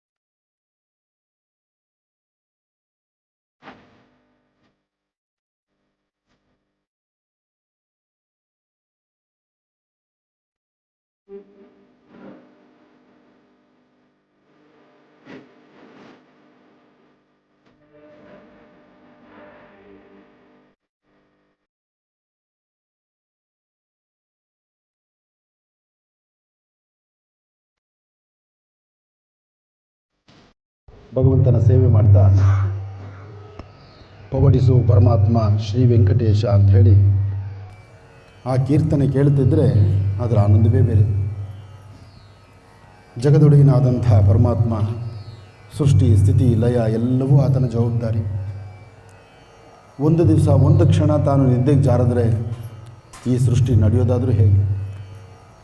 ಆದರೆ ಇಡೀ ಸೃಷ್ಟಿನ ಸಂರಕ್ಷಣೆ ಮಾಡ್ತಕ್ಕಂತಹ ಮಹಾವಿಷ್ಣು ಈ ಒಂದು ಉತ್ಸವಗಳೆಲ್ಲ ಆದ ನಂತರ ಒಂದು ದಿವಸದ ಮಟ್ಟಿಗೆ ತಾನು ವಿಶ್ರಾಂತಿ ತೆಗೆದುಕೊಳ್ತಾರಂತೆ. ಒಮ್ಮೆ ವಿಶ್ರಾಂತಿ ತೆಗೆದುಕೊಳ್ಳುವ ಭಗವಂತ ಭಕ್ತನ ಪಕ್ಕದಲ್ಲಿ ಕೂಡಿಸ್ಕೊಂಡು ಭಕ್ತನ ನುಡಿಯಲ್ಲಿ ಈ ಹಾಡನ್ನು ಕೇಳ್ತಾನೆ. ಪವಡಿಸು ಭಗವಂತ ಶ್ರೀ ವೆಂಕಟೇಶ ಅಂಥೇಳಿ. ಭಗವಂತನಿಗೂ ಒಂದು ವಿಶ್ರಾಂತಿ ಬೇಕು. ಆ ವಿಶ್ರಾಂತಿ ಕೊಡುವಾಗ ಭಕ್ತ ಭಗವಂತನ ಪಾದವನ್ನು ಹಿಡಿದು, ಸ್ವಾಮಿ, ಬೆಳಗಿನಿಂದ ಬಂದಂತಹ ಎಲ್ಲ ಭಕ್ತರಿಗೂ ದರ್ಶನ ಕೊಟ್ಟಿದ್ಯಾ, ಎಲ್ಲರ ಕಷ್ಟಗಳನ್ನು ಆಲಿಸಿದ್ಯಾ, ಎಲ್ಲರಿಗೂ ಬೇಕು ಬೇಡಗಳೆಲ್ಲವನ್ನೂ ಸಹಿತ ಈಡೇರಿಸಿದ್ಯಾ, ಆದರೆ ನಿನಗೆ ಅಂತ ಒಂದು ಸಮಯ ಇಲ್ವಲ್ಲಪ್ಪ ಅಂತ ಆ ಭಕ್ತ ಭಗವಂತನ ಕೇಳ್ತಾನೆ. ಆ ಭಕ್ತ ಭಗವಂತನ ಕೇಳುವಂಥ ಆ ಗಳಿಗೆ ಜೊತೆಗೆ ಸುಂದರ ನಯನ ಮನೋಹರವಾಗಿರ್ತಕ್ಕಂಥ ಮಧುರವಾದಂಥ ಪಾದಗಳು ಆ ಭಕ್ತನಿಗೆ ಸಿಕ್ಕಂಥ ಸೇವೆ. ಸ್ವಾಮಿಯ ಪಾದಗಳನ್ನು ಹಿಡಿದು, ನಿನಗೂ ಕಾಲು ನೋವ್ತಿದೆಯಾ ಭಗವಂತ ಅಂತ ಹೇಳಿ ಕಾಲುಗಳನ್ನು ಹಿಸುಕುವಾಗ, ಆ ಪಾದ ಸೇವೆ ಮಾಡುವಾಗ ಸಿಗುವ ಆನಂದ ಇದೆಯಲ್ಲ, ಅದು ಭಗವಂತನಿಗೂ ಭಕ್ತನಿಗೂ ಇರುವಂಥ ಅವಿನಾಭಾವ ಸಂಬಂಧ. ಈ ಸಂಬಂಧವನ್ನು ಭಗವಂತನ ಪ್ರತಿರೂಪವಾಗಿರುವಂತಹ ತಂದೆ ತಾಯಿಗೆ ಭಗವಂತ ತೋರಿಸಿದ್ದಾನೆ. ಯಾರು ತಂದೆ ತಾಯಿ ಮಲಗುವಾಗ ಅವರ ಪಾದಗಳ ಸೇವೆ ಮಾಡಿ ಬೆಳಗಿನಿಂದ ಓಡಾಡಿ ಬಂದಿದ್ದೀರಲ್ಲ ಅಂಥೇಳಿ ಒಂದಷ್ಟು ಕಾಲ ಪಾದಗಳನ್ನು ಹಿಸುಕಿ ಅವರ ಪಾದಗಳ ಸೇವೆ ನಡೆಸ್ತಾರೋ ಅಂತಹ ಮಕ್ಕಳಿಗೆ ಯಾವ ದೋಷವೂ ಇರುವುದಿಲ್ಲ, ಯಾವ ಪ್ರಾರಬ್ಧ ಕರ್ಮವೂ ಅಂಟುವುದಿಲ್ಲ. ತಂದೆ ತಾಯಿ ಪಾದದಲ್ಲೇ 300 ಮುಕ್ಕೋಟಿ ದೇವತೆಗಳು ಅಂತ ಹೇಳ್ತಾರೆ. ಹಾಗಿರಬೇಕಾದ್ರೆ ತಂದೆಯ ಪಾದ ಸೇವೆ ಮಾಡ್ತಕ್ಕಂಥ ಮಕ್ಕಳು ಈ ಜಗತ್ತಿನಲ್ಲಿ, ಈ ಭರತಖಂಡದಲ್ಲಿ ಇರೋದರಿಂದಲೇ ಒಂದಷ್ಟು ಕಾಲಕ್ಕೂ ಮಳೆ ಬೆಳೆ ಆಗ್ತಾಯಿದೆ. ಅಂತಹ ಜಗತ್ತನ್ನು ತೂಗುವಂತಹ, ಜಗತ್ತನ್ನು ಓಲೈಸುವಂತಹ, ಜಗತ್ತನ್ನೇ ಸಂರಕ್ಷಣೆ ಮಾಡತಕ್ಕಂತಹ ಭಗವಂತ ಆತ ಪಾದಗಳನ್ನು, ಆ ಪಾದ ಸೇವೆ ಮಾಡುವಾಗ ಸಿಗುವ ಆನಂದವೇ ಬೇರೆ. ಗೋವಿಂದ ಗೋವಿಂದ. ಮನುಷ್ಯ ತನ್ನನ್ನು ತಾನು ಮರಿಬೇಕು. ತನ್ನ ದೇಹದಲ್ಲಿರುವಂತಹ, ತನ್ನ ಒಳಮನಸ್ಸಲ್ಲಿರ್ತಕ್ಕಂತಹ ಮನದಾಳದ ಮಾತನ್ನು ಭಗವಂತನ ಪಾದಕ್ಕೆ ಅರ್ಪಣೆ ಮಾಡಬೇಕು. ಸಂಪೂರ್ಣವಾಗಿ ಭಗವಂತನಲ್ಲಿ ಲೀನ ಆಗಬೇಕು. ನಾನು ನಿನಗಾಗಿದ್ದೇನೆ, ನಿನ್ನ ಸೇವೆಗಾಗಿದ್ದೇನೆ, ನಿನ್ನ ಸೇವೆ ಮಾಡೋದು ಒಂದೇ ಪ್ರಪಂಚ, ಈ ಪ್ರಪಂಚ ಬಿಟ್ಟರೆ ಮತ್ತೊಂದು ಪ್ರಪಂಚ ಇಲ್ಲಯ್ಯ. ಈ ಸುಂದರ ಪ್ರಪಂಚದಲ್ಲಿ ನಿನ್ನ ಸೌಂದರ್ಯದ ಮುಂದೆ ಮತ್ತೊಂದು ಸೌಂದರ್ಯ ನನಗೆ ಕಾಣ್ತಿಲ್ಲಯ್ಯ. ನೀನೇ ಸರ್ವಸ್ವ, ಎಲ್ಲವೂ ನೀನೇ, ಇಡೀ ಜಗತ್ತೇ ನೀನೇ. ನನ್ನ ಕಣ್ಣುಗಳನ್ನು ಮೆಟ್ಟು ನೋಡುವಾಗ ನನ್ನ ಕಣ್ಣು ಕಾಣುವ ಪ್ರತಿರೂಪವೇ ನೀನಪ್ಪ ಅಂತ ಹೇಳಿ ಆತನ ಸೇವೆಯನ್ನು ಮಾಡಿದ್ರೆ ಅದರ ಆನಂದವೇ ಬೇರೆ. ಹಾಗೆ ಕಾರ್ಯಕ್ರಮವನ್ನು ವೀಕ್ಷಣೆ ಮಾಡ್ತಿರ್ತಕ್ಕಂತಹ ಸಮಸ್ತ ವೀಕ್ಷಕ ಬಂಧುಗಳು ತಮ್ಮೆಲ್ಲರಿಗೂ ಸಹಿತ ಲಕ್ಷ್ಮೀ ಭೂವರಹ ಸ್ವಾಮಿಯ ಸಂಪೂರ್ಣ ಅನುಗ್ರಹ ಉಂಟಾಗಲಿ. ಸ್ವಾಮಿನ ದರ್ಶನ ಮಾಡಿದರೆ ಸಾಲದು, ಸ್ವಾಮಿ ಪೂಜಾನುಷ್ಠಾನ ಮಾಡಿದರೆ ಸಾಲದು. ನಿಮ್ಮ ಜನ್ಮದಾತರನ್ನು, ನಿಮ್ಮ ತಂದೆ ತಾಯಿ ಪಾದ ಸೇವೆ ಮಾಡಿ, ನಿಮ್ಮ ತಂದೆ ತಾಯಿ ಮಲಗುವಾಗ ಇಂಥದ್ದೊಂದು ಸೇವೆಯನ್ನು ನೀವು ಮಾಡಿದ್ದೇ ಆದರೆ ಅದರ ಆನಂದವೇ ಬೇರೆ. ಒಮ್ಮೆ ಆ ಸೇವೆ ಮಾಡಿ ನೋಡಿ, ಆ ಸೌಭಾಗ್ಯ ಎಲ್ಲರಿಗೂ ಸಿಗುವಂಥದ್ದಾಗಲಿ. ಒಳ್ಳೆಯದಾಗಲಿ, ಶುಭವಾಗಲಿ.